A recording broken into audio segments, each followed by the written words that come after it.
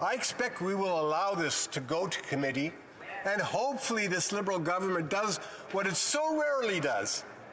Listens to the stakeholders, listens to the witnesses, and then makes the fundamental changes to this legislation that I've referenced, which could make this a salvageable bill and allow us to vote in favor of it.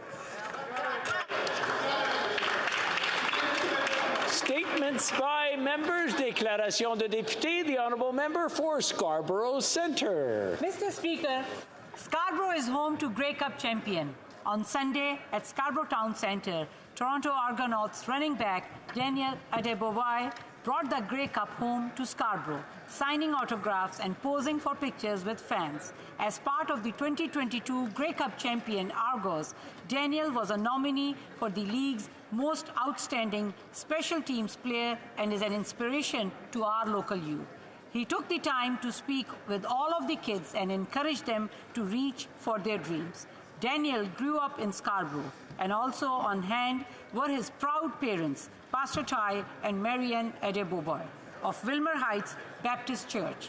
Mr. Speaker, Daniel Adeboboy reminds Scarborough youth that with hard work and determination, all is possible. Thank you, Daniel, for bringing the Grey Cup home, and let's go Argos! The honourable member for Bay of Quinte. Mr. Speaker, as members of Parliament, we stand in the House of Commons for the good of the common people, their paychecks, their savings, their homes, and their country. But, Mr. Speaker, in order to work for the common people, you must have common sense. With 40-year high inflation, families are having to make common sense decisions each and every day about their budgets and expect the government to do the same by getting by with what they already have. Rein in spending, no new taxes, and improve the services that Canadians are already paying for.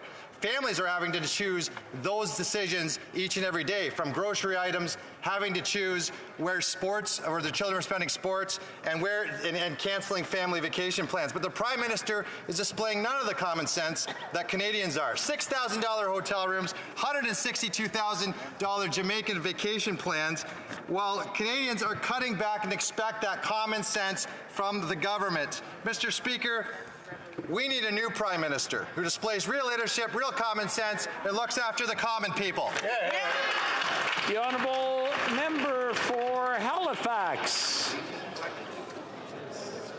The honourable member for Halifax.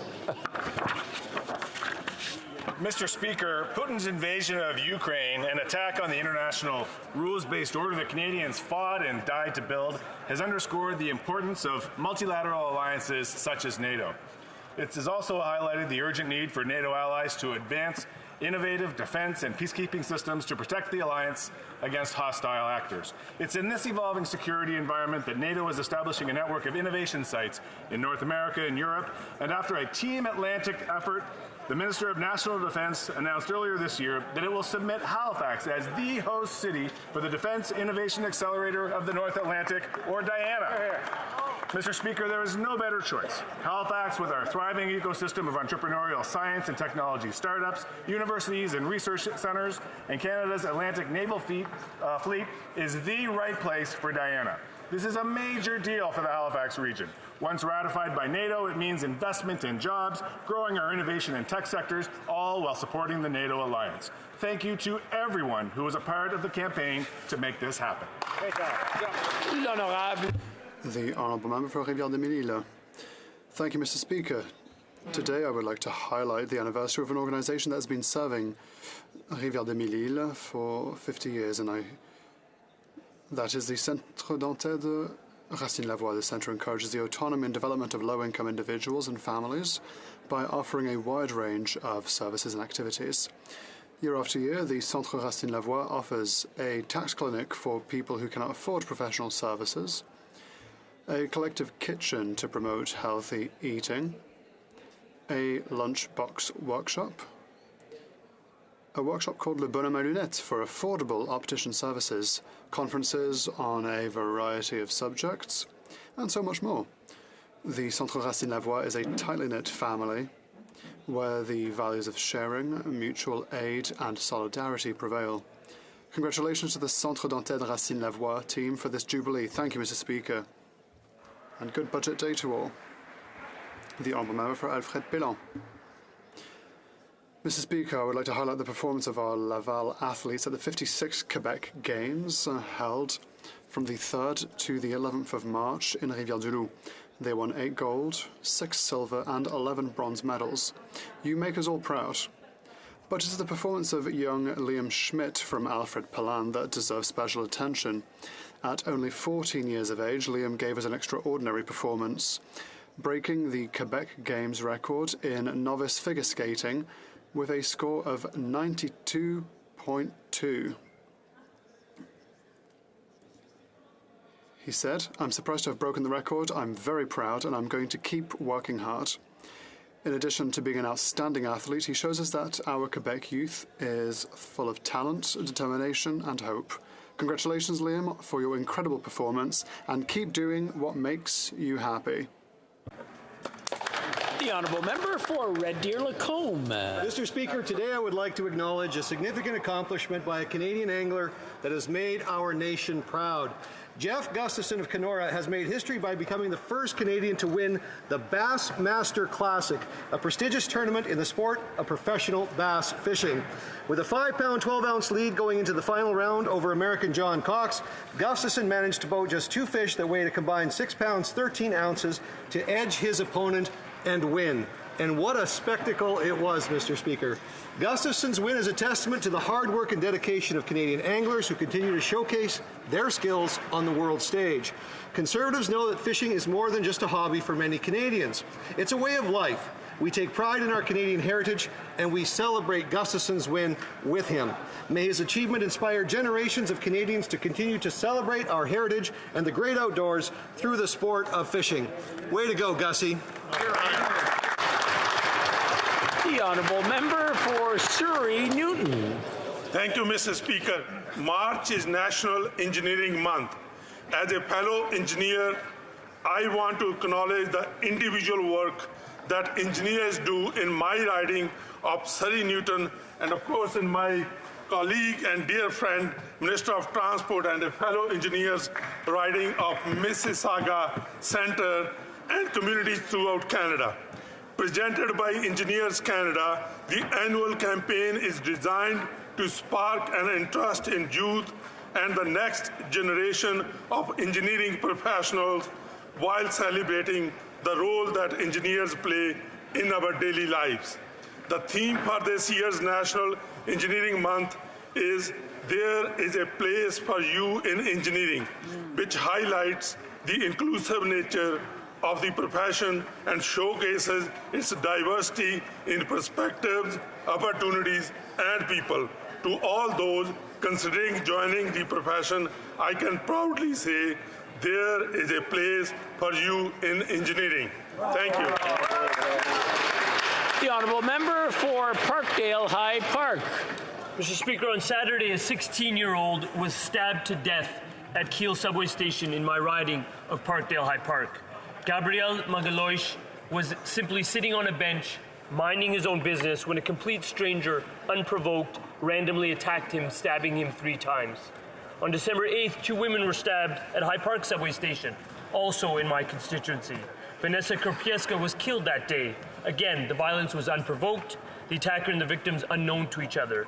Over 12 months, there have been 4 homicides and countless assaults. Passengers have been attacked with weapons, pushed onto subway tracks, and a woman was set ablaze. The senseless, random violence must stop. Torontonians cannot be frightened about taking transit. Immediately, we need an increased presence of uniformed staff and TTC officials to reassure passengers of their safety. Going forward, every level of government must commit funding to support mental health and improved housing in our city. Confidence in the TTC must be restored. Thank you, Mr. Speaker. The Honourable Member for Barrie Innisfil. Mr. Speaker, April is Parkinson's Awareness Month in Canada, and I want to recognize the residents of Barrie Innisfil and my friend Greg McGuinness for using his voice to bring awareness to Parkinson's disease for the 100,000 Canadians who are living with Parkinson's. In 2023, 35 Canadians a day will be diagnosed with Parkinson's. It's the fastest growing neurological disease in the world. Widely considered a disease of older Canadians, young onset Parkinson's is afflicting 20% of diagnosed Canadians Canadians under the age of 50. There's presently no cure for Parkinson's, but researchers continue to search and hope that one will be discovered. A greater awareness about Parkinson's is needed in an effort to work together so every Canadian who's been diagnosed with Parkinson's can enjoy a good quality of life. This greater awareness is what my friend Greg has asked me to do by bringing this message to the House of Commons today. I'd also like to thank Parkinson's Canada for their commitment to transform the lives of people living with Parkinson's. The Honourable Member for Beaches, East York. Mr. Speaker, Jessica Rotolo is an actor, artist, dancer, model, and role model, Beaches East York constituent, Humber grad, and a big Jays fan. She's also a relentless advocate for her Down syndrome community. In addition to her award-winning PSAs and countless media appearances, Jessica is the winner of Down Syndrome International's Lots of Socks competition. Her heart design was chosen among hundreds of submissions and can be found on over 17,000 pairs of socks sold for World Down Syndrome Day last week. I was lucky to spend that day with Jessica, other Down syndrome advocates, and a loving community at her old school, Hayden Park. Everyone there understood the core idea of inclusion. No matter our differences, we all deserve equal treatment and opportunity to participate. And it isn't a matter of working for the Down syndrome community, but with them. On behalf of everyone in this House, thank you, Jessica, for what you've done and continue to do. We can't wait to see all that you accomplish. Here, here. L'honorable député. The Honourable Member for Charlesbourg-Saint-Charles. Mr. Speaker, I'm saddened today to learn the death of Sergeant Maureen Bro last night whilst making an arrest. In Louisville, Sergeant Bro had over 20 years of experience with the Sûreté du Québec. It is true that every time officers lose their lives in the line of duty, it is a painful reminder of the constant danger they face every day they wear their badge. We do not put our lives at risk when we go to work in the morning, but police officers do. It is a reality that they face every day. It is a reality that their spouses, children and families face on a daily basis. I offer Sergeant Bro's family my condolences. I want them to know that we all feel a sense of helplessness when evil strikes, but that evil cannot stop us from celebrating the importance of Sergeant Bro to public safety and what she meant to her friends and so many others. Being a police officer is not a job, it is a calling. By accepting this calling, Sergeant Bro demonstrated her selflessness for the citizens she served. Rest in peace, Maureen. The Honourable Member for Carlton Trail, Eagle Creek. After 8 years of this Prime Minister, everything feels broken and Canadians are struggling. In Canada, it's understood. If you follow the rules, work hard, and contribute to your community, you will be able to make a good living, buy a home, and raise your family in a safe neighborhood. And the government ensures the right conditions exist to make this possible. After 8 years of this Prime Minister, the contract is broken. While the Liberals continue with their high spending, inflation has hit 40-year highs, destroying Canadian savings. Canadians are losing their homes, and hundreds of thousands more are using food banks. They're hurting, and this Liberal government refuses to take responsibility. The Finance Minister has promised to show fiscal restraint in today's budget, but we've heard these promises before. Canadians need a government that will be fiscally responsible and remember its contract with its citizens. If this government won't, they need to step aside so Conservatives can. The Honourable Member for Halifax West. Mr. Speaker, last week was a difficult one in Halifax West as our community dealt with the stabbing of 2 staff members at Charles P. Allen High School. Thankfully, both Ms. Light and Mr. Rogers have now been released from hospital. We wish them well in their recovery, and I will be keeping them in my prayers. I'd like to extend my gratitude to the staff, students, first responders, and community members who helped during and after this horrific event, especially grade 10 students Rory Shadwick and Easton Schlender, who assisted Mr. Rogers as they waited for paramedics to arrive. CPA's principal, Stephanie Bird, has done an incredible job supporting her staff and students as they begin the healing process, and I thank her for that. Mr. Speaker, we are wounded but are filled with hope as our community is there to support one another in this difficult time. Thank you very much. The Honourable Member for Skeena Bulkley Valley. Mr. Speaker, there are few things more devastating for a small rural community than learning that its main employer is closing its doors.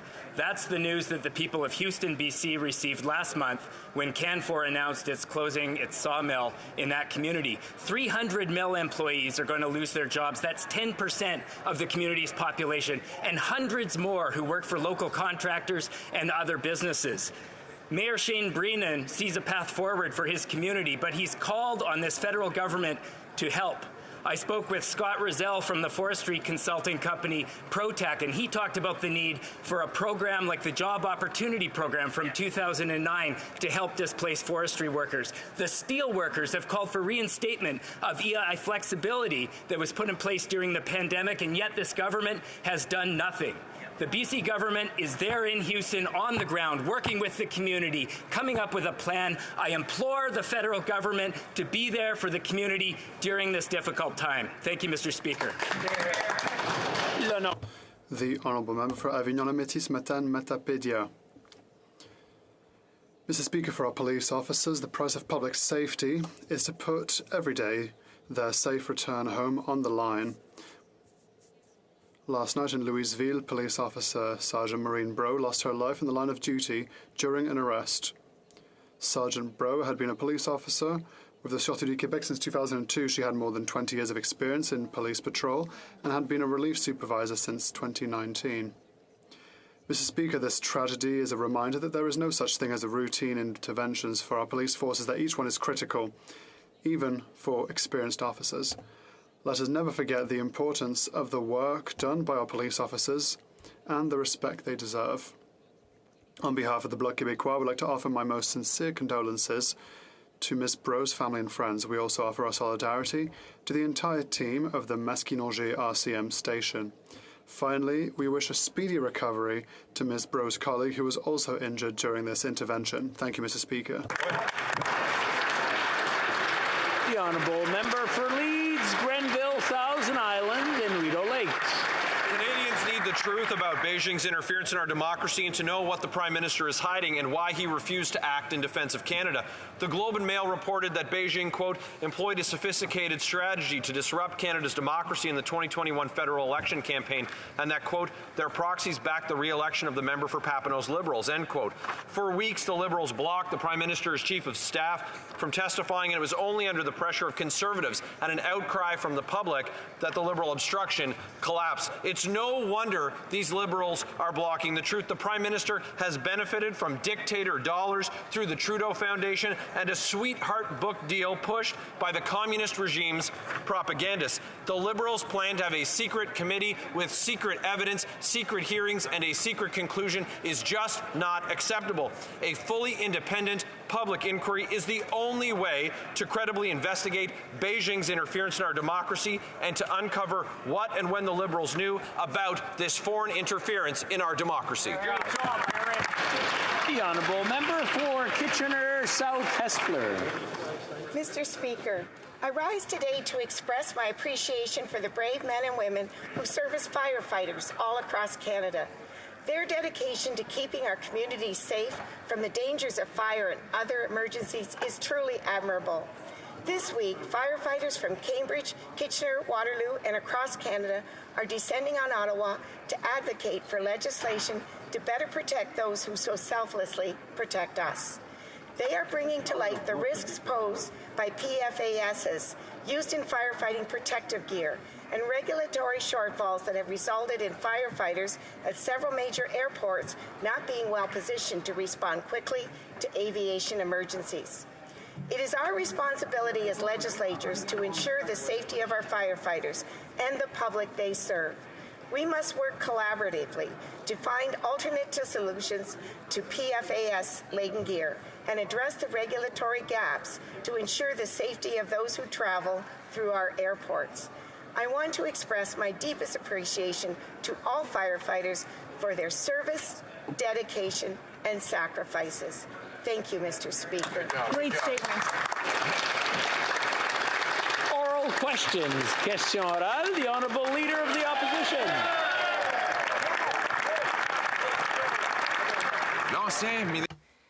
The former Minister of Finance under the Liberal government Bill Morneau, the future Liberal leader, Mark Carney, Tiff Macklem, the current governor of the Bank of Canada,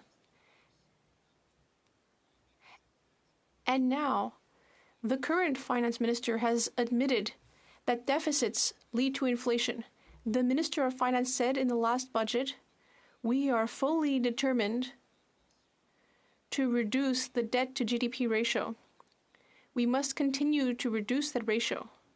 This is a line that we will not cross. Will the Prime Minister step over that line today? The Right Honourable Prime Minister. Mr. Speaker, I know that members across the way are on tenterhooks to see the budget, but I can reassure them that our priority is to help Canadians. We will be there to help them with the cost of living, with targeted measures to help.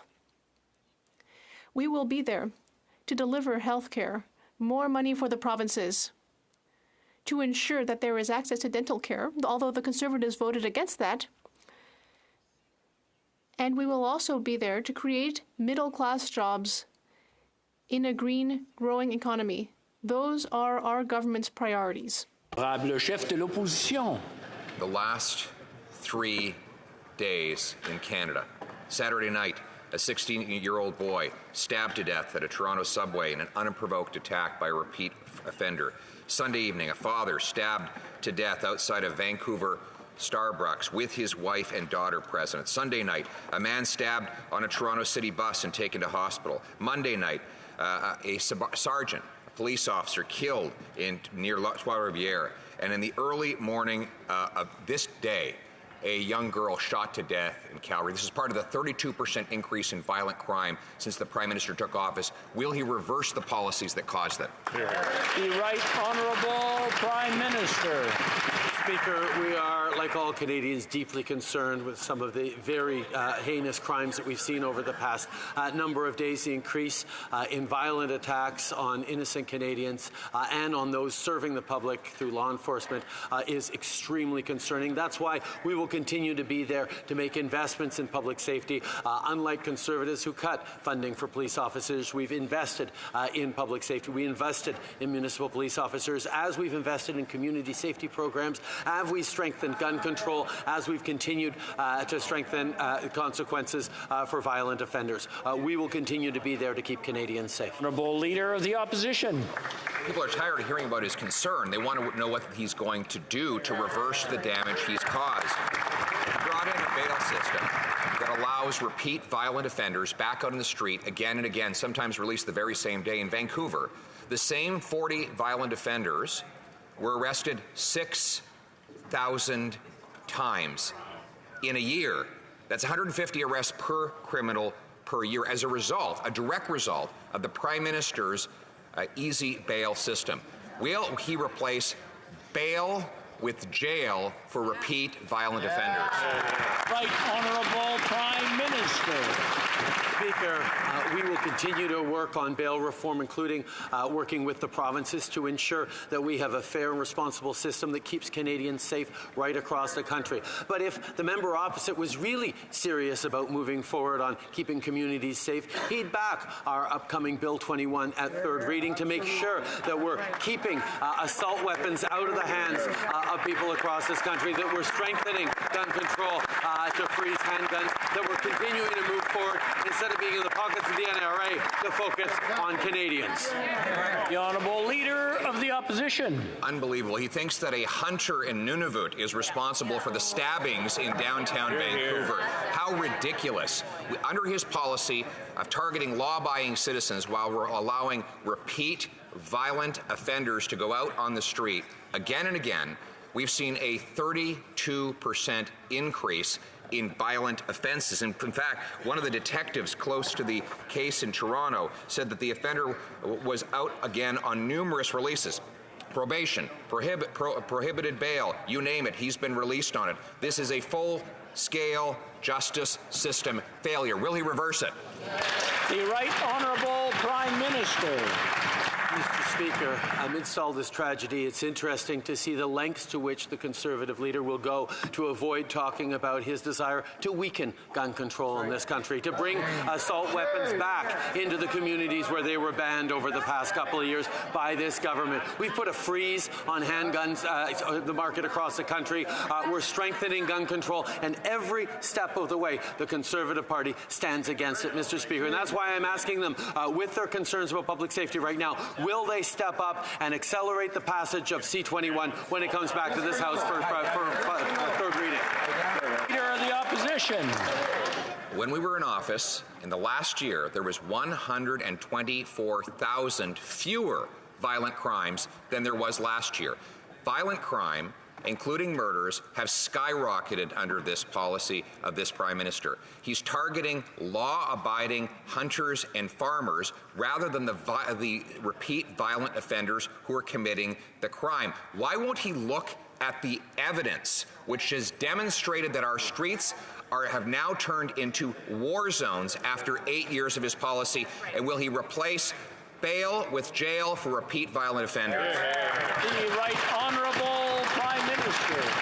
Mr. Speaker, the member opposite himself brought up what they did under the Harper government in those years. What they did was loosen gun control laws. What they did was make it easier for people to buy assault-style weapons, and that led to direct increases in gun ownership and, unfortunately, in violent crime across the country. That's why we're trying to bring back stronger gun control legislation, despite the Conservatives' ideological opposition to gun control. We will continue to put the safety of Canadians and their communities first. We will continue with stronger gun control laws right across the country.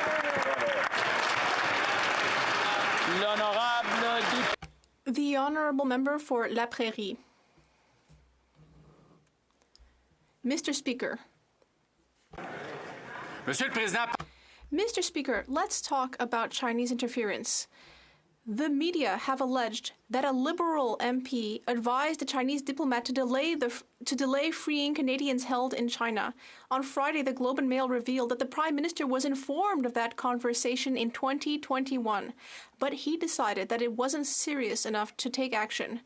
But it was serious enough for that Liberal member to leave the caucus, serious enough that several sources leaked the information, and serious enough that the media published it. Are they all wrong, or is it once again the Prime Minister showing a lack of judgment? The Right Honourable Prime Minister. Mr. Speaker, my honourable colleague should be careful with the facts that he presents in this House and check them, because we wouldn't want to mislead this House. The reality, Mr. Speaker, is that we have always taken these allegations seriously. We have always ensured that actions are taken when necessary, and we will continue to do so without playing partisan games. We will focus on experts and authorities that can do the work and keep Canadians safe, and not instead try to score political points as the Conservatives and the Bloc Québécois are doing. The Honourable Member. Well, the Prime Minister should pay some attention to his credibility, because that's the key here. Every time the intelligence services tell the Prime Minister something about Chinese interference since 2019 has gone in one ear and out the other. I don't know whether he's complacent or just naive. He does not have the credibility to lead the inquiry or to choose the commissioner or a rapporteur, and he does not have the credibility to give that person a mandate. In fact, the only thing that would be credible would be to launch a independent public inquiry. When will he finally wake up? The Right Honourable Prime Minister. Mr. Speaker, we can really see that the Bloc Québécois is trying to do anything it can to score political points. If they really cared about the credibility of anyone in this House, well, they could count on an independent expert like the former Governor General, who will be the one to decide if we need a public inquiry, what kind of inquiry, what the necessary resources are that we should use to support the inquiry or to reassure Canadians. And it's exactly because of the partisanship we see here that we are going to count on independent public expertise. That's what we need. For Edmonton Strathcona. Mr. Speaker, Ukrainians fleeing from Russia's brutal, illegal war are looking to start over and build a new life in Canada. But the Liberals' emergency travels measures have a 3-year limit, meaning that Ukrainians can't participate in most trade apprenticeships. Ukrainians are effectively being shut out of the trades because of this limit. It's wrong, and union leaders like Scott Crichton from IBEW 424 want this to change. Will the Liberal government remove the limit so that Ukrainians can train and work in Canada? Honourable Prime Minister. Mr. Speaker, over the past few weeks, I've had the opportunity to sit down with union leaders, including at the IBEW across the country, and I've had an opportunity to thank them directly for all the incredible leadership they are showing in training up Ukrainians and other new arrivals in this country to be able to contribute fully to this country that is offering so much and going to benefit so much from them being here. We will continue to work hand in hand with union leadership and union members right across the country on creating growth for the middle class, on creating a strong future for our communities, and yes, on helping people fleeing war and violence all around the world. On that, this government is close friends with unions and will continue to be. The Honourable Member for Nanaimo Ladysmith. Mr. Speaker, with the cost of food and housing soaring, Canadian seniors are being left behind. In my riding of Nanaimo Ladysmith, seniors tell me they can't make ends meet. To make matters worse, for seniors who are disproportionately women, widowed or singled, costs are even harder to keep up with, yet they pay more in taxes than their coupled counterparts. Will the Prime Minister end these discriminatory tax rules, implement equitable tax benefits, and finally start supporting seniors? Right Honourable Prime Minister. Mr. Speaker, one of the very first things we did was significantly increase the GIS for the most vulnerable single seniors because we knew that that was something we needed. Unfortunately, the NDP actually voted against that measure, but we continued over the past years by doubling the GST tax credit and putting more money back in the pockets of seniors, by providing nearly 2 million low-income renters with financial relief, including seniors. We permanently increased the OAS for seniors aged 75 and up, and we restored the age of eligibility for OAS back to 65 from the 67 that Conservatives raised it to. On this side of the House, we will continue to be there for seniors, whether it's through COVID, whether it's through housing affordability, we'll be there. The Honourable Leader of the Opposition. A moment ago, I listed 4 stabbing deaths that have happened in the last 3 days, including a police officer. And the Prime Minister glibly got up and said, well, he's going to ban hunting rifles. Stabbings happen with knives, not hunting rifles. Perhaps that's why we see a 32% increase in violent crime since this Prime Minister took office. He's not looking at logic or facts. It's the criminals wielding the knives that are doing the killing. Does he really believe that banning rural hunters will stop knife crime in big cities? The Honourable Minister of Justice. Canadians deserve to feel safe, and Canadians must be able to feel safe in their communities. That's why, Mr. Speaker, on March 10th, I met with my provincial counterparts, my territorial counterparts, to work on bail reform, to include repeat violent offenders, to include crimes with knives, Mr. Speaker. We have a plan. I invite the honourable member to read the joint communique that came out of that federal-provincial territorial meeting of Justice and Public Safety Ministers, and we are moving ahead with that plan. The Honourable Leader of the Opposition. The question was for the Prime Minister, who didn't have the guts to get up and answer. Run away. Did not have the guts to get up and answer it. A moment ago, I listed 4 murders and near murders that happened with knives in the last 3 days. This is part of a massive crime wave that the Prime Minister's catch and release bail system has unleashed right across the country. We did not have crime like this before he took office. His solution? Ban hunting rifles in rural communities. Mr. Speaker, I ask him again, does he really believe that banning hunting rifles in rural communities will stop knife crime in downtown cities? The Honourable Minister of Justice. Mr. Speaker, we have been working with the provinces and territories with respect to bail reform since last October, Mr. Speaker. We appreciate that there is a concern out there amongst Canadians. There is a desire to be safe. There's a desire to feel safe. And that's why, Mr. Speaker, I'm going to interrupt the Honourable Minister.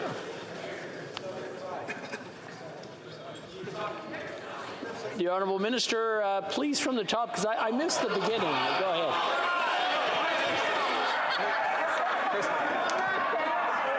I stopped it. The Honourable Minister. Mr. Speaker, we have been working with provincial justice ministers, public safety ministers from the provinces and territories since last October, Mr. Speaker. We appreciate that Canadians need to feel safe and Canadians have a right to be safe, Mr. Speaker, which is why we have been working together on bail reform to address repeat offenders, to address violent crime, crime with knives, crime with guns, Mr. Speaker.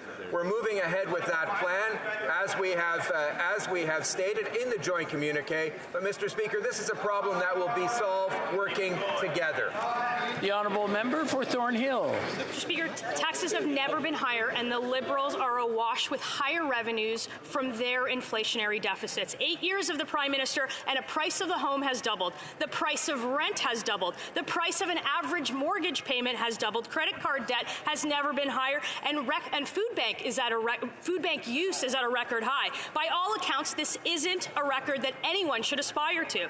Their solution seems to be more deficits, more debt, more inflation. The Prime Minister has an opportunity at 4 p.m. today. Will he commit to no deficits and no new taxes? The Honourable Minister of Tourism.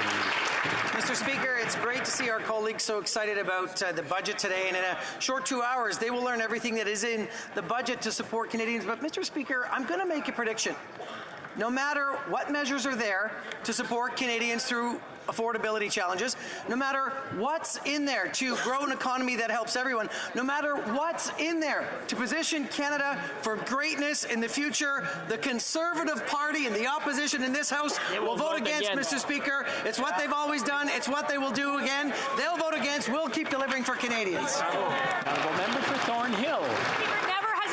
Spent so much to achieve so little, and he's right, we will vote against it. The member opposite should go to a food bank and tell someone. Okay, from the top, please. The member opposite should go to a food bank and tell somebody that they've never had it so good. Perhaps he can tell a family struggling to pay their mortgage that they've never had it better. Or he can tell a small business owner that the struggle is a product of their own imagination. At a time where the government is awash with cash, Canadians are working harder and they are getting less. They believe that they can spend Canadians' money better than they can. Will he admit that his approach has failed and commit today to no deficits and no new taxes? The Honourable Minister for Families. Mr. Speaker, there are 2.7 million fewer Canadian in poverty today than when the Conservatives were in government. That includes 450,000 children, thanks to the Canada Child Benefit, which for a child under 6 could receive up to $7,000 a year. And let's talk about our child care agreements, Mr. Speaker, that have cut fees in half by 50% for families across this country, which could be up to an additional $6,000 for families with children in registered care. Mr. Speaker, we are delivering for Canadians in hard times, and we're going to continue to be there for them. Thank you, Mr. Speaker. The Honourable Member for Charlebourg-Saint-Charles. Mr. Speaker, the Minister of Finance will announce today a decrease of $7 billion over 5 years to contracts to external consultants. But even more work could be done internally because the Prime Minister has caused an increase of 28% in the public service since 2017. The government is spending more than $21 billion a year on outsourcing and clearly intends to keep taking care of its friends. Will the Prime Minister commit to cutting outsourcing to reduce the burden on Canadians? The Honourable Minister of Tourism. Well, Mr. Speaker, it's great to see that our colleagues care so much about our budget today. They are so excited about it, and in 2 hours they'll see. But I'm going to make a prediction. No matter what supports we offer Canadians in the budget, no matter what we do for the economy, no matter what is in the budget to green our economy, the Conservative opposition will vote against it. We are here for Canadians. They are against. We will deliver. The Honourable Member for Charlebourg-Saint-Charles. What does my colleague think of the fact that in 2019 the Prime Minister billed Canadians for a $200,000 personal vacation in Costa Rica and later another extremely expensive vacation in Jamaica last year? And he also violated federal conflict of interest law by accepting vacations and gifts and flights to a private island. Now, the Minister of Finance will announce cuts in the budget for government travel. Does that mean that Canadians will no longer have to fund the Prime Minister's sunny vacations? The Honourable Minister. Mr. Speaker, in just a couple of hours, the Minister of Finance will announce all the measures that will be in Budget 2023. And just after that, we will hear members across the way with their pre-written speech. But what we will not hear today from the opposition is a plan to fight climate change, to grow the economy. No plan to improve infrastructure. That's what we won't hear from them, but we have a plan. We will deliver for Canadians, and they will oppose that. The Honourable Member for Repentigny. Mr. Speaker, the Trans Mountain Pipeline has now cost more than $30 billion. So yesterday, I asked the Minister of the Environment if he would formally recommend that his government put an end to this debacle. But he simply answered that he's not the Minister of Finance. But I was asking him, the Minister of the Environment. He's the one who read the IPCC synthesis report, and he's the one who's responsible for Canada's role in fighting climate change. Will he today formally recommend that his government finally put an end to the Trans Mountain fiasco? The Honourable Minister. Mr. Speaker, I would like to thank my colleague for her question. We have taken all necessary measures to stabilize the TMX project and to ensure that Canada gets fair market value for what it's invested, and also to reach net zero by 2050. Mr. Speaker, let's look at the facts. We have created 12,700 jobs in Alberta, Saskatchewan, and BC.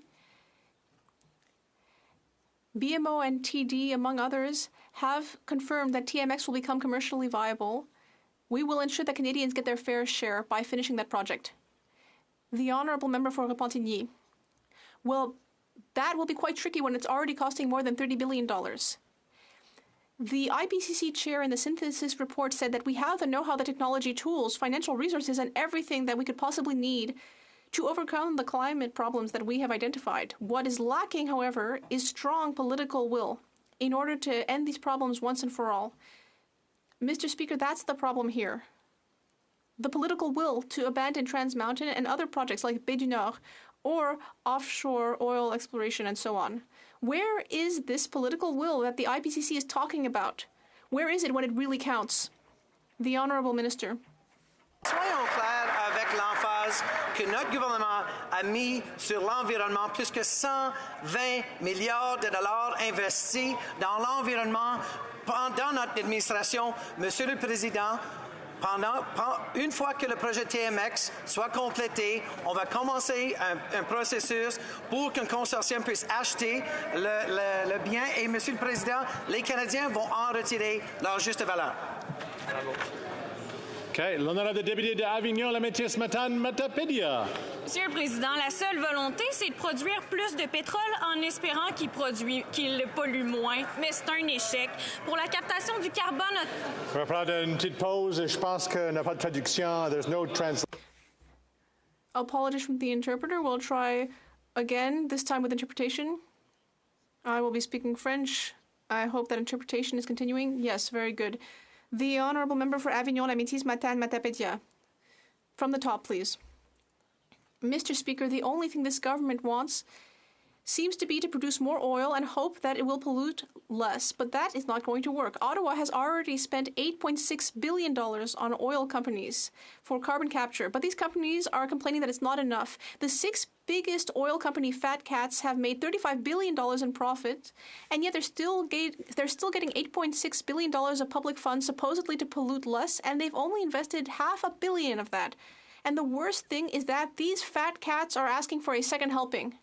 Will this government finally cut them off? The Honourable Parliamentary Secretary.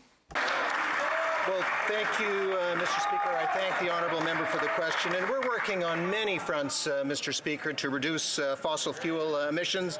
We'll be capping emissions from the oil and gas sector. We'll be investing, yes, in carbon capture and storage. We'll be implementing a clean fuel standard.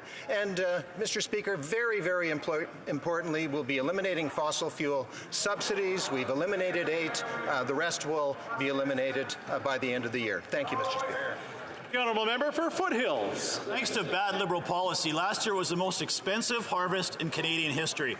$34 million in fertilizer tariffs, a carbon tax on feed, fuel, transportation, all led to record high production costs. The consequences of that fanned the flames of record high double-digit food inflation. Does the Prime Minister not realize the consequences that increasing the carbon taxes had on food prices for Canadians? Will he commit to cancel his carbon tax hike in today's budget?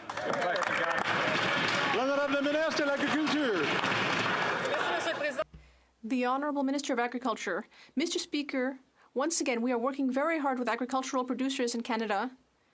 I am very pleased to say that right now we are finalizing agreements on the Canadian Agreement for Sustainable Agriculture. This will allow our producers to produce more and better, reduce our carbon footprint, and be more productive. We are here to help them transition, and we will also be there to work together on productivity and competitiveness. For Foothills. That's the problem, Mr. Speaker, is agriculture isn't sustainable if they can't afford to farm. Right. The food price index was crystal clear. When the Liberals triple their carbon tax, it will cost the average farmer $150,000 a year. The consequences of that are also crystal clear. Higher food costs, higher food production. A senior in my riding came to me in tears the other day saying she can no longer afford groceries. She's having to make the choice between going to the food bank or keeping her home. Is that really what the Prime Minister wants? Is taxing Canadian farmers out of business and making Canadians choose between food and shelter? Will the Prime Minister give Canadians a break? Will he commit to cancel his carbon tax hike in today's budget? Minister of Agriculture. Thank you, Mr. Speaker. Once again, it's true that right now things are hard for Canadians and farmers who are facing a great deal of lack of predictability with the climate, for example, or the cost of inputs. But we will be here to help them in various ways. For example, the Canadian Partnership for Sustainable Agriculture. We have also improved the conditions of the advanced payment program, which will allow them to have access to loans up to $250,000, and we will be there to support our farmers. For Chilliwack Hope. According to the Canada's Food Price Report, food insecurity is about to get worse for Canadian families. It will now cost a family of 4 over $16,000 a year to pay for the food, an increase of over $1,000 from last year. Now is not the time to increase taxes on grocery bills. In today's budget, will the Prime Minister cancel his carbon tax and stop making it harder for Canadians to feed their families? The Honourable Minister of Family. Mr. Speaker, as a government, we understand that these are challenging times for Canadians, and it's why we have put important measures in place to help Canadians, like doubling the GST tax credit that has helped almost 11 million Canadians across the country to deal with the high cost of everything, like the Canada Child Benefit that is indexed to inflation that increased last July because we recognized how important it is for families to take care of their basic needs. And Mr. Speaker, let's also talk about childcare, which is helping thousands and millions of Canadians across this country to help with the high cost of living. Thank you, Mr. Speaker. The Honourable Member for Chilliwack Hope. Family of 4 now needs to come up with $16,000 a year to pay for basic food, and the Liberal carbon tax hike will make the cost to grow and transport that food even higher, which means record high grocery bills will be going up by over $1,000 this year. And while that might not be anything, for a Prime Minister who would charge taxpayers $6,000 a night for a luxury hotel with a butler, for many Canadian families, it could be the difference between eating and going hungry. So why doesn't he just do the right thing and cancel his carbon tax in today's budget? The Honourable Minister of Immigration. We have have been doing the right thing since we first formed government in 2015. When we formed government, the very first thing we did was raise taxes on the wealthiest 1% so we could cut them for the middle class. Then we decided to stop sending childcare checks to millionaires so we could put more pocket money in the pockets of 9 out of 10 Canadian families. Through the pandemic, we were there for households because we believed households were too big to fail. Every step of the way, the Conservatives voted against us or held press conferences to say these big fat government programs would not get their support. Now they're campaigning on a commitment to take money away from families so they can make it free to pollute. That won't work in my neighborhood. The honourable member for Port Moody Coquitlam. Mr. Speaker, public transit is how Canadians get to work, how students get to school, and how caregivers travel between communities. Yet since the pandemic, a financial crisis has meant cuts to public transit across the country. This hurts people and the climate. The Liberals have failed to be a reliable partner when it comes to funding this essential service. They must fix it now. Will the Minister of Finance secure permanent operational funding for public transit in today's budget? Hear, hear. The Honourable Minister. Mr. Speaker, I want to thank our honourable colleague for her continued interest in supporting something as important as public transit. We agree with her this is important not only for protecting our environment, but for providing a reliable and secure way for Canadians to get around communities, big and small, across the country. Our government has made record investments in public transit, including a permanent $3 billion public transit fund. We've always recognized the importance of this to Canadians, and Mr. Speaker, will continue to support municipalities and provinces in securing public transit. Member for Windsor West. Mr. Speaker, for almost a decade I have asked respective governments to stop plans to bury and abandon nuclear waste near the Great Lakes. Last week, the U.S. Congress and Senate, both Democrat and Republican, united opposing Canada's plan to create this radioactive dump. High-level nuclear waste has long-lasting and devastating consequences on lakes that provide 40 million people with drinking water. The Liberals should be funding the organizations that clean and protect these waters, like the Great Lakes Fisheries Commission, not science fiction. Will this government stop this plan from moving forward, instead focus on its commitments to keeping these lakes great? The Honourable Parliamentary Secretary. Speaker, I want to assure everyone in this House and all Canadians that all radioactive waste in Canada is currently being safely managed according to international standards at facilities that are licensed and monitored by world-class regulator, the Canadian Nuclear Safety Commission. The CNSC is an independent regulator that makes science-based, objective decisions and regularly undergoes peer reviews from world-renowned organizations. We are keeping Canadians safe, Mr. Speaker. Good answer. The honourable member for Sudbury. Mr. Speaker, semiconductors are essential to operate our phones, computers, and cars. This industry is vital to innovation and economic growth. Can the Minister of Innovation, Science and Industry update the House on our recent success in investing in semiconductors and how these investments will help create good jobs for the future? The Honourable Minister of Innovation. Thank you, Mr. Speaker. I'd like to thank the member for Sudbury for her excellent question. Yes, semiconductors are at the heart of the 21st century economy, and everyone in this House was happy last Friday when the President of the United States did talk about the cross-border corridor for the production of semiconductors. And we also talked about investment, but more recently, yesterday, we announced here in Ottawa that a Canadian company will make the fastest and most efficient semiconductors. We are investing in the economy of the 21st century. Speaker, Canadians are struggling with generational high inflation. Meanwhile, the Liberals are raking in the cash through tax increases on the backs of Canadians. After 8 years of these Liberals, mortgages have doubled, rents have doubled, tax increases are creating uncertainty, and people are worried about losing their jobs.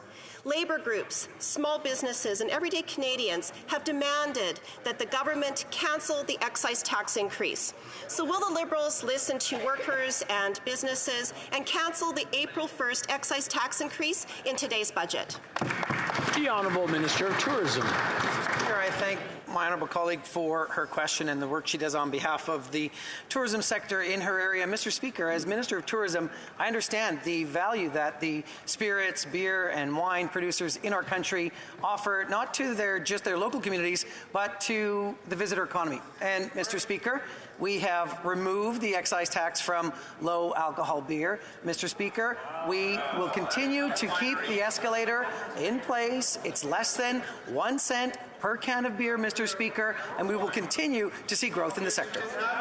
Member for Kelowna Lake Country. Well, Mr. Speaker, this just shows how completely out of touch this government is with small businesses. I represent thousands of people in my community who work at wineries, breweries, cideries, and distilleries, and I've seen how hard a business owner like Richard has worked planting his vineyard, going to school, building a small winery, and the struggles he's had, whether it's been bears eating his grapes or the government increasing his taxes. After 40-year high inflation, Richard cannot afford the Liberal plan for a 6% excise tax increase that will crush his bottom line. So will the Liberals listen to small business owners like Richard and on April 1st cancel the excise tax increase in today's budget?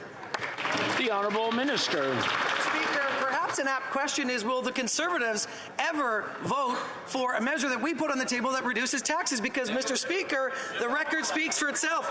Tax cuts for working Canadians, how did they vote 3 times? Against. On home buyer taxes, reducing them. How do they vote? Against. A federal minimum wage, Mr. Speaker, what did the Conservatives do? They voted against. Eliminating interest on student loans. How did the opposition vote? Against. Mr. Speaker, whatever plans we put in place to reduce taxes, they vote against. We're here to deliver for Canadians. The Honourable Member for Louis Saint Laurent. Mr. Speaker, after 8 years of Liberal governance, Canadians have never been taxed so high, and it's not over. Next Saturday, taxes will go up. Taxes on wine, beer, and spirits, and the carbon tax will go up. It doesn't affect the Prime Minister personally, but when he goes to his riding in Montreal, he takes the most pollutive measure to get there, a 22-minute flight. He takes his private jet to go to Montreal. Can the Prime Minister act for the good of all Canadians and not increase taxes on April 1st? The Honourable Minister. Mr. Speaker, the Conservatives, when they were in power, there were 2.7 billion people more in poverty than there are today. When the Conservatives were in power, Mr. Speaker, Canadians received child benefit checks, but they had to pay tax on them. Under our governance, we increased the amount they received under the CCB for children, and that was tax-free. We're talking about $7,000 for children under 7 years of age. The Honourable Member for Louis Saint Laurent. But remember that the Prime Minister said that SMEs would allow them to pay less tax.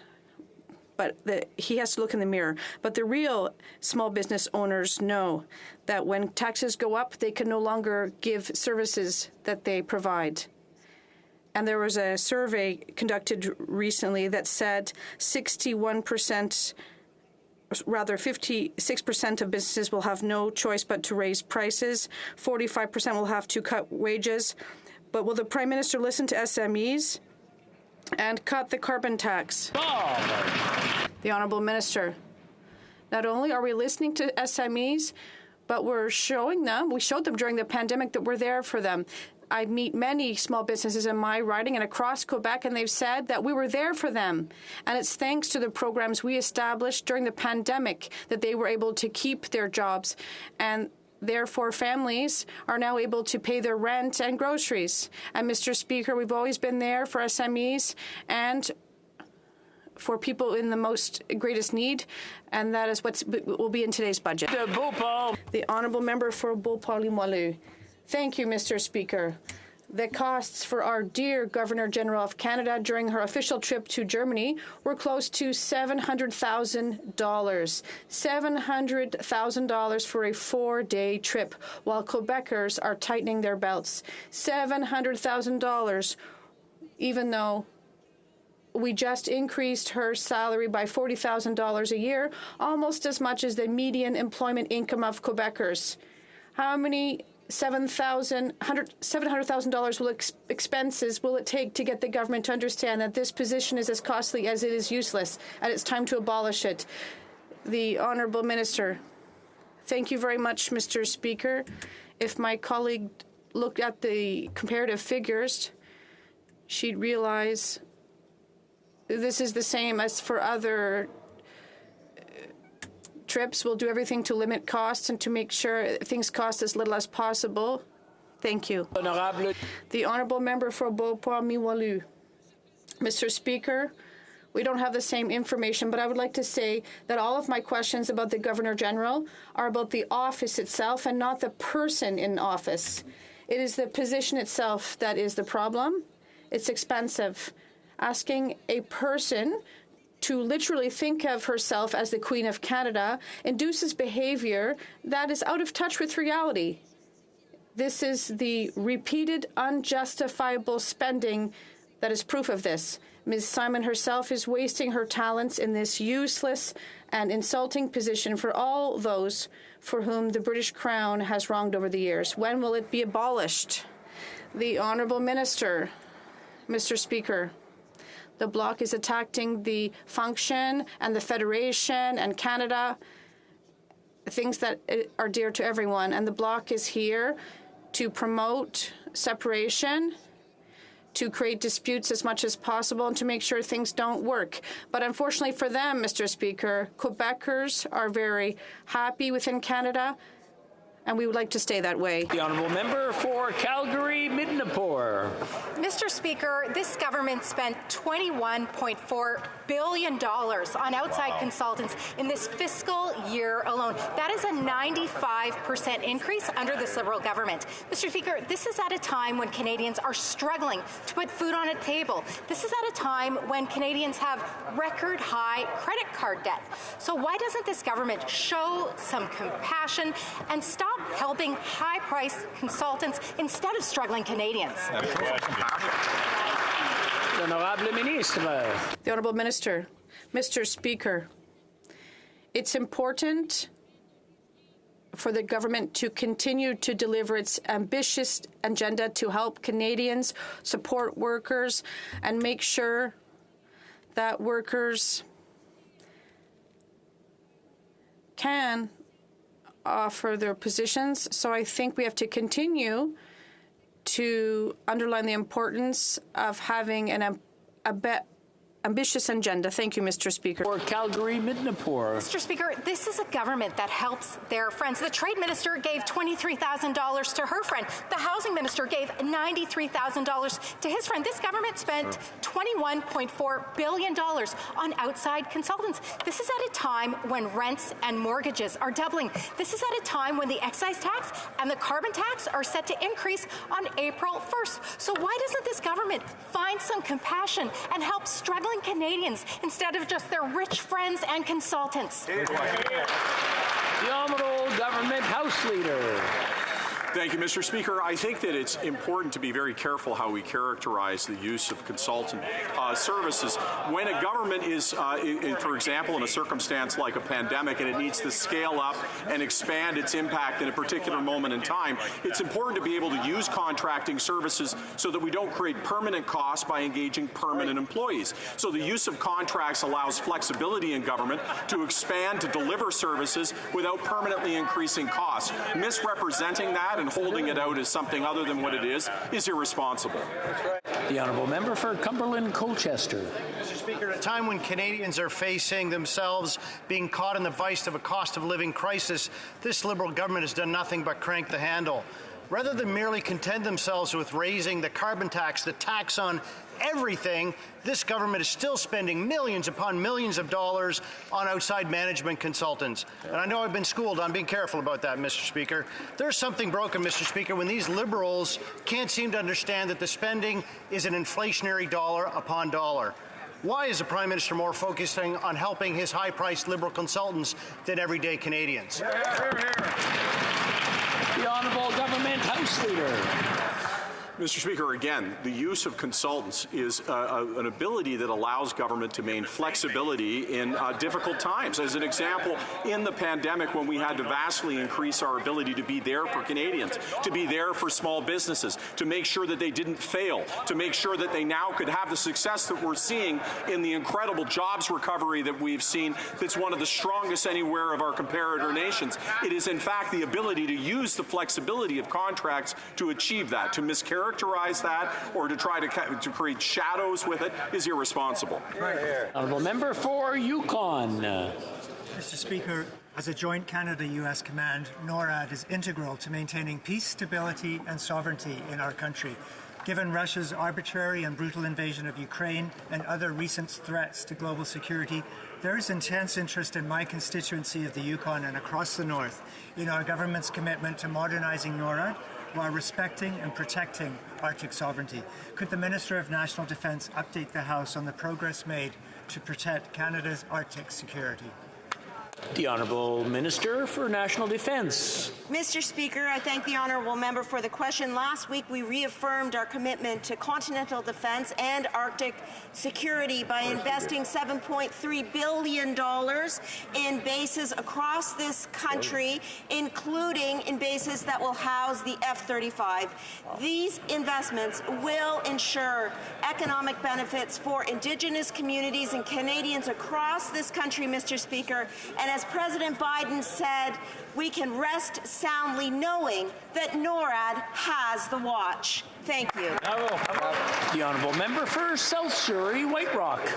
This past Sunday, 37-year-old Paul Stanley Schmidt was fatally stabbed, not shot, outside a downtown Vancouver Starbucks. His wife, 3-year-old daughter, and dozens of others witnessed this horrific, almost casual attack. After 8 years of this Prime Minister's soft-on-crime policies, Canadians face a national crime wave. Government should alleviate suffering, not increase it. When will this Prime Minister give jail, not bail, to violent criminals? The Honourable Parliamentary Secretary. Thank you, Mr. Speaker. Our thoughts go out to the family of the individual the member mentioned and to any individuals who are the victims of violent crime.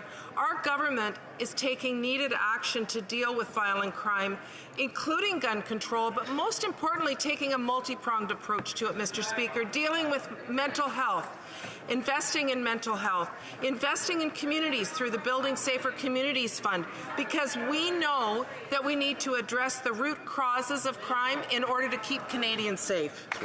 Member for South Surrey, White Rock. Mr. Speaker, let's talk facts. The brutal and horrific stabbing last Sunday marks Vancouver's 6th homicide in 2023, where 40 offenders were arrested for 6,000 crimes in 1 year. Canadians are afraid to walk city streets and take transit. Violent crime is up 32%. Gang murders are up 92% under this Prime Minister's watch. Ask the family of 16-year-old Gabriel Magalhaes, killed, stabbed, not shot, waiting for transit in Toronto. Will the Prime Minister get serious, put innocent victims first, and replace bail with... The Honourable Parliamentary Secretary. Thank you, Mr. Speaker. And any kind of spike in violence like the one on the TTC is concerning to all of us. That's why we work with municipalities like the City of Toronto, like the City of Vancouver, to invest in the root causes of crime. That's why, Mr. Speaker, we're making investments in mental health, because we know that, Mr. Speaker, we know that we need to be investing in the root causes, but we cannot ignore the impact that guns have on crime, and that's why we will proudly take action, as we are in Bill C-21. The Honourable Member for Bellechasse, Lac-Saint-Germain-Lévis. Mr. Speaker, in the last years that this Prime Minister has been in office, violent crime has risen by 32%. Our streets are less and less safe, and this government, with its laxist sentencing policies, is making the problem worse. Mr. Speaker, everyone fears for their safety. When will this Prime Minister and his government take this problem of violence seriously? The Honourable Minister of Justice. Mr. Speaker, Canadians deserve to feel safe and to be safe in their communities. Mr. Speaker, since last October, we have been working with our counterparts in the provinces and territories to look at bail for serious offenses and repeat offenders, including stabbings, amongst others. Mr. Speaker, we emitted a joint communiqué, and we are going to move forward with this. For Vancouver, Grenville. Mr. Speaker, our government will always be on the side of Canadian workers and families.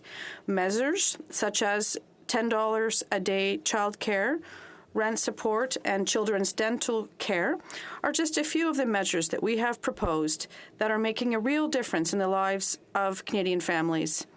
On April 1st, the federal minimum wage will increase to $16.55 per hour, an increase that will benefit thousands of federally regulated private sector workers. Can the Minister of Labour tell us what this change means for Canadians and what other measures we are putting in place to support workers? The Honourable Minister of Labour. Thank you, Mr. Speaker. I'd like to thank my colleague for his question. On April 1st, the federal minimum wage will increase for federally regulated private sector workers. But that's not all. We've established a labor mobility tax credit for workers and paid sick leave for workers under federal legislation. We've invested in union-led training programs, and we're putting more funding for workers across the country. Member for London, Fanshawe. For decades, senior officials refused to acknowledge the sexual misconduct crisis in the military. While survivors finally received an apology, that culture of secrecy remains. Just this month, the media reported the existence of documents on sexual misconduct that the Department of Defense previously denied.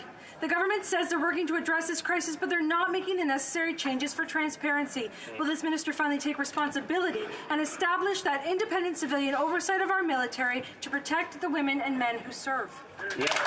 Minister for National Defense. Mr. Speaker, I appreciate the question from my honourable colleague. Let me reiterate that since I've been appointed, we have put on the table a number of additional reforms, including laying a roadmap for all 48 of the recommendations of Madame Arbour, Mr. Speaker. In addition to an official apology, in addition to millions of dollars in supports for victims and survivors, as well as the transfer of cases from the military justice system to the civil justice system, Mr. Speaker, we will always support victims of sexual misconduct and sexual harassment. Thank you. The honourable member for Winnipeg Centre. Mr. Speaker, many of my constituents who are refugees and former refugees are facing major delays obtaining travel documents, even when they provide proof of urgency. Between 2020 and 2021, only 15% of applications were processed within 20 business days by the IRCC.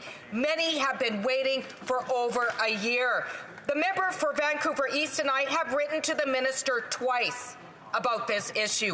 When will the minister take action to ensure that refugees and former refugees can access their right to travel? The Honourable Minister of Immigration. Mr. Speaker, Canada has a proud tradition of resettling some of the world's most vulnerable people. Of course, we, through the pandemic, resettled more refugees than any other country in the world. And we know that when people come here, having the desire to travel, to see loved ones in other parts of the world, is a priority for them. Over the course of the past year and a half, we've made significant investments to add staff to our department. We've adopted new technologies and relaxed administrative burdens to speed up processing times so people can be more quickly reunited with their loved ones. I'd be pleased to continue my work to expedite processing times, including for refugee travel documents, so more people can connect with those they care about most more quickly. Thank you. I'm afraid that's all the time we have today. C'est tout le temps que nous avons. That's all the time we have today. Attention of members to the presence in the gallery of Ms. Margareta Zetterfeld, President of the Organization for Security and Cooperation in Europe Parliamentary Assembly.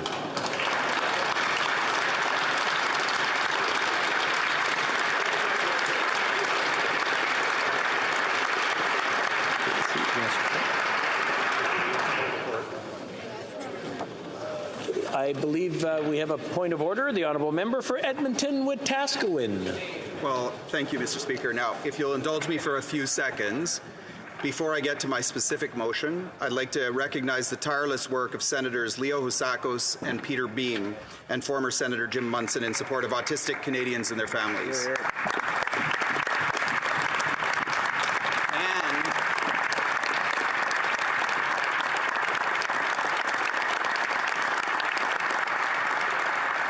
And the member from Don Valley East and members from all parties in this House who helped us get to this point. And most importantly, my son Jaden, who inspires me every single day.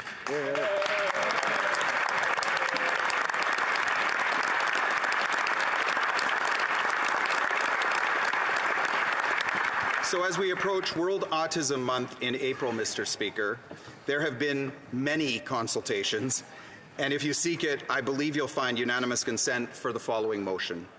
That notwithstanding any standing order, special order, or usual practice of the House, Bill S-203, an act respecting a federal framework on autism, be deemed concurred in at the report stage on division and deemed read a third time and passed on division. All those opposed to the honourable member moving the motion will please say nay. Agreed. The House has heard the terms of the motion. All those opposed to the motion will please say nay. Carried.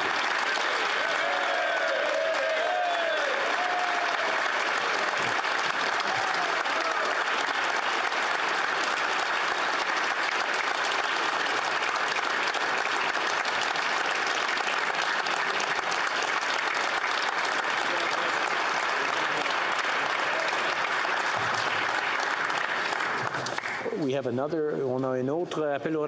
have another point of order. The honourable member for Louis Saint Laurent.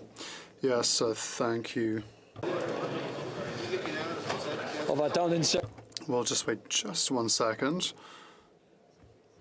Mr. Speaker, in a different vein, after this great moment, I quoted a study during my question that comes from the FCEI.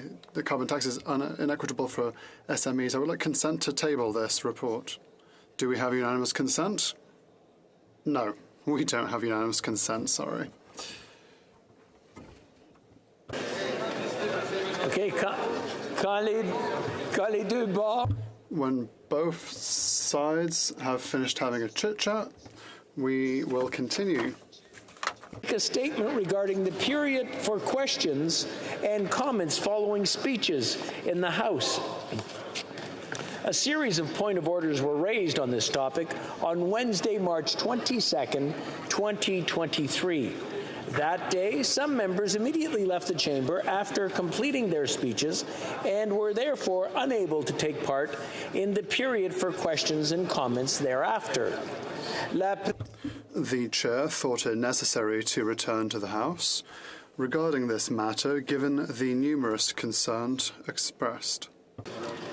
The provisions in the standing orders governing the period for questions and comments were adopted by the House on November 29, 1982, following the recommendation of the third report of the Special Committee on Standing Orders and Procedures. They were further modified on February 18, 2005, becoming the current Standing Order 43. In its report, the Special Committee expressed its intention that questions and comments exchanges be, and I quote, short and sharp, unquote. Our current practices have been maintained in this spirit. The current iteration of Standing Order 43 includes references to both speeches and questions and comments periods. It shows those proceedings should be interpreted as complementary as they enhance the qualities of each other. Setting aside time for questions and comments enriches debate and allows for a constructive exchange of views. This, instead of only a series of set speeches. With respect to the events of last Wednesday, the issue raises concerns on what becomes of the period for questions and comments when the member who just completed their speech is unavailable. This happens frequently when debate has been interrupted for another proceeding, resuming several hours or sometimes several days later. It is a well-established practice in those cases that the questions and comments period may only continue if the member having made the speech is present.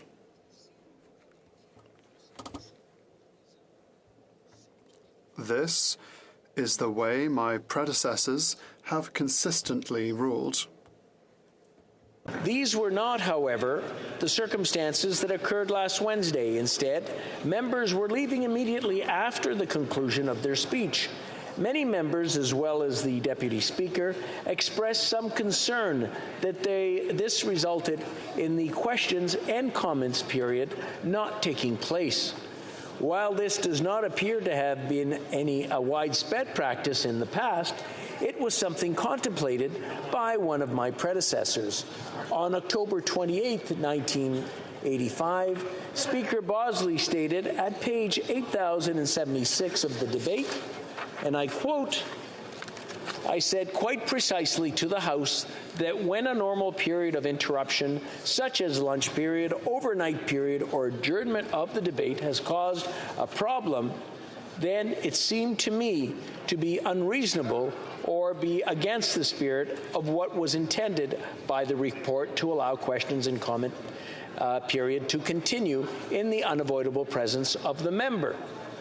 If the member is interpreting from that he thinks that I believe that the question and comment period can be obviated by a member making a speech and leaving the chamber, then he has not interpreted me correctly. And I quote, compte tenu de cela, based on this, it is the expectation of the chair that members, having just completed a speech, take part in the ensuing period for questions and comments. Making a speech not be available immediately thereafter, and while the content of the member's speech is still fresh to all, the chair shall still recognize other members wishing to ask questions or comment on the speech for the duration of the prescribed period. The chair invites the House leaders to discuss this matter further, should they feel it necessary. Perhaps the Standing Committee on Procedure and House Affairs may also want to study the matter and make recommendations back to the House. I thank the members for their attention. Reprise du débat, resuming debate. Orders of the day first. Orders of the day, government orders, government bills, comments. Resuming consideration at second reading of Bill C-27, the Digital Charter Implementation Act 2022. Reprise du débat, resuming debate. The honourable member for Provencher. Thank you, Mr. Speaker, and it's a privilege to rise in this House and to speak to this piece of legislation. And I'd like to start today by saying a few words about how this bill is structured. And then I plan to use the majority of my remaining time to discuss the implications of its legislation insofar as personal privacy rights. I look at this bill and my initial response is this: should there really not be three separate pieces of legislation? One dealing with the Consumer Privacy Protection Act and issues related to modernizing PIPEDA, perhaps a second separate piece creating the proposed Personal Information and Date Protection Tribunal Act, and a third component, and a separate really bill, should be what